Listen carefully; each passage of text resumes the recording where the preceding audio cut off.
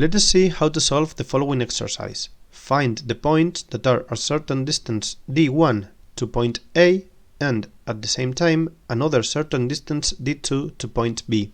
In order to solve it, we are going to put into practice the circumference theory. A circumference is the curved closed line whose points are the same distance to another one which is its center.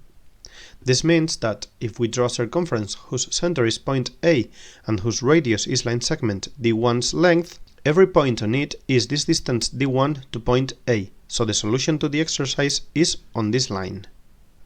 The second condition for the exercise is that they also have to be this distance d2 to point B. Using point B as center, we draw a circumference whose radius is line segment d2's length. This way, every point on it is this distance d2 to point B, so the solution to the exercise has to be on this line too.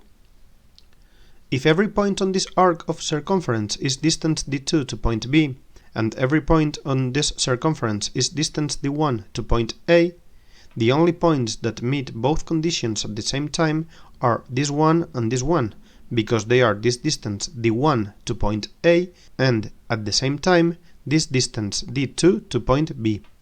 So points P and Q are the solutions to our exercise.